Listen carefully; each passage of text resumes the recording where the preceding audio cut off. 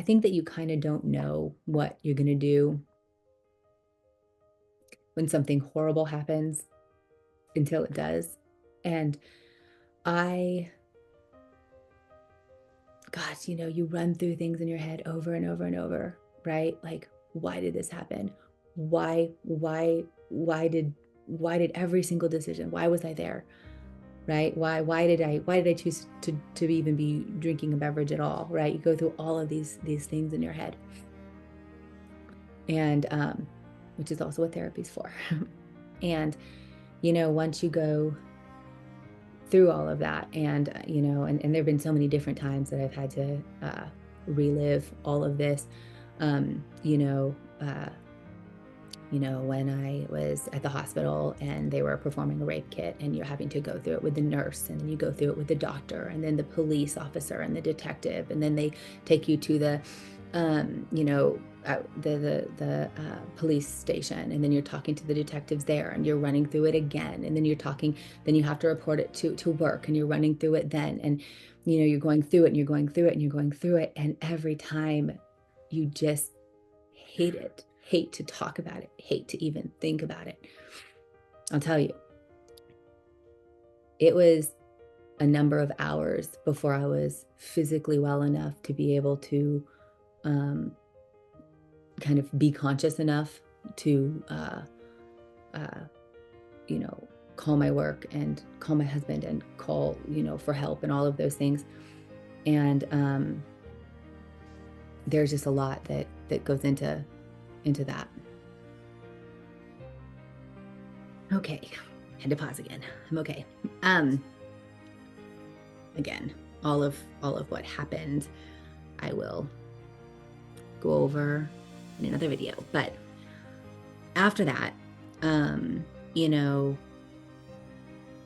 there's a lot of things that you go through, and things that I knew nothing about. And when the extent of your medical experience is like episodes of Grey's Anatomy, or your experience in legal situations is Law and Order, you're really limited on how much you actually know. And so it is shocking the amount of things that I did not know.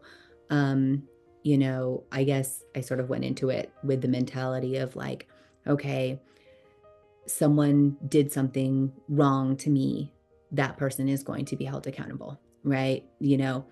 I told them what he did, right? I went to the hospital. These things happen.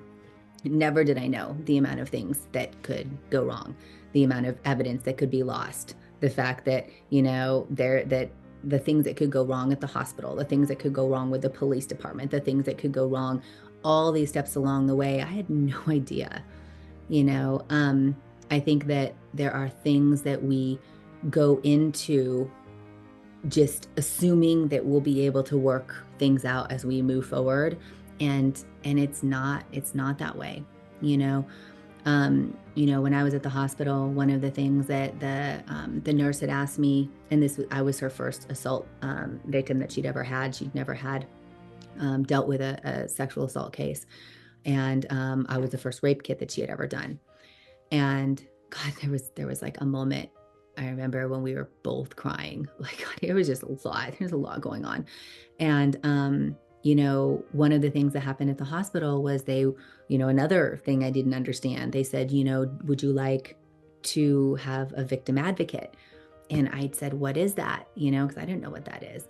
And they said, it's someone, someone to support you, someone to talk to. And my response, instead of, which I now know, I should have asked more questions, like, what is victim advocacy? What all do they do? How do they support you? What is, right? I didn't know to ask that. So when I said, oh, when I heard it's someone to talk to or support you, I said, no, it's okay. My husband's coming, right? I didn't know that I had just waived my right to victim advocacy and all of the support that goes with that. I didn't know that.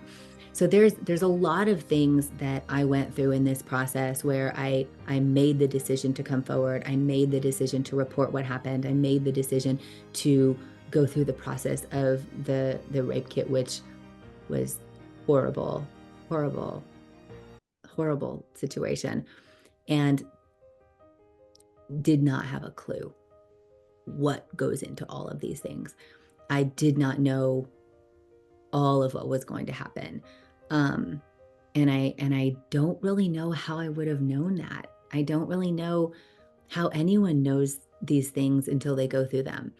I can't think of a single thing that has ever taught me, what to do if something happens. I feel like you just sort of get pulled in this wave of people telling you, okay, now this, now this, now this. But if you don't know anything, you don't know the questions to ask. You don't know what things to document. You don't know any of this stuff. And now I feel like I could write a book on these are the things I wish I would have known and wish I would have done. And it's one of those things, because the other thing is that, like, would I have read that book? Right? No, right? No one ever thinks something like this would happen to them, However, once something did happen to me, I certainly could have used a resource like that. And in another video, I'll share all of the many books that I have that have been really helpful, and the things that have been a godsend to me, as far as literature and things like that.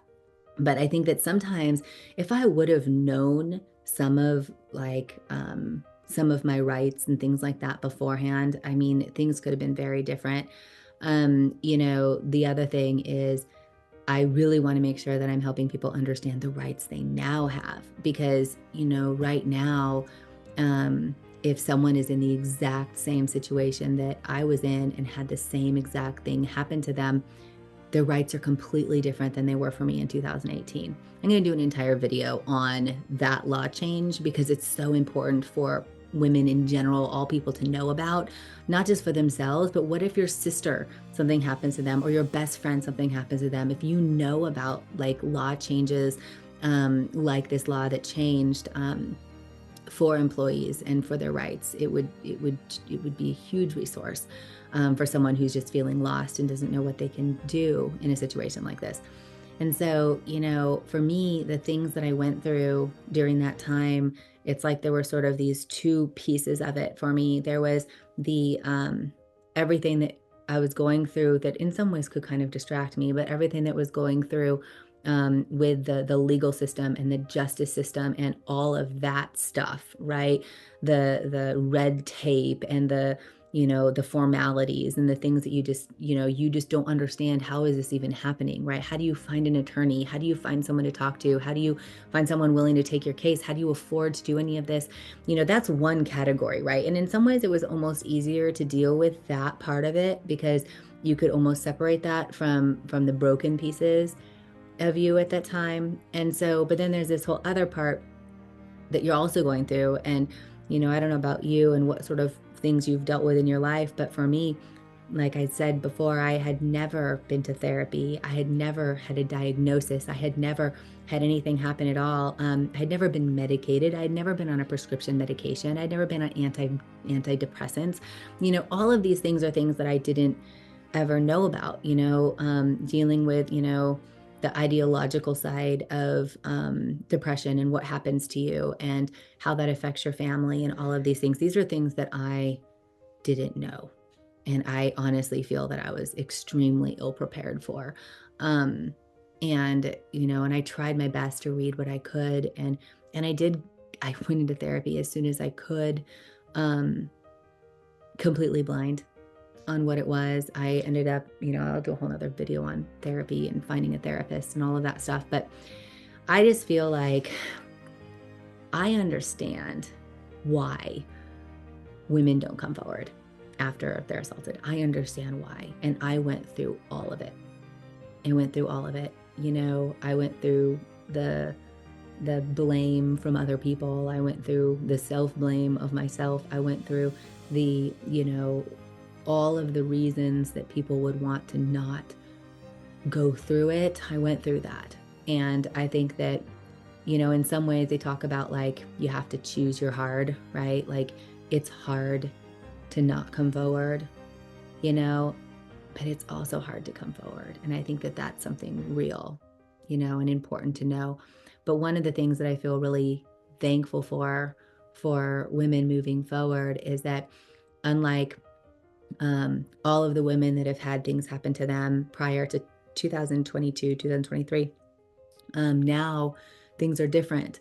where moving forward, there are more rights and there are laws that help protect women in the workplace. And so, but the crazy part is that people don't know about these things. They don't know about these laws. And so I think that for me, I feel like there's sort of two pieces to all of this, talking about all of this. Like one piece is talking about it for me, like the cathartic sort of like healing process of like getting in the habit of discussing mental illness and mental health and, trauma and triggers and all of these things. I think that's a very healthy thing for me to get to a point of doing for me personally.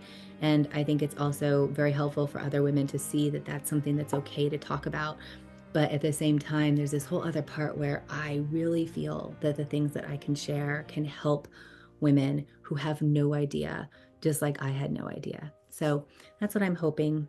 I do have a full-time job, and so I work full-time. I'm also a mom, so I have a lot of things going on, but I do think that it's important enough to me where I want to carve out the time, whether I make these videos at night or in my car or on the weekend, to where I can try to get this information out. And then, maybe someone who needs it can find it. And if not, maybe I can grow a little bit by doing it. So we'll see. We'll just do it.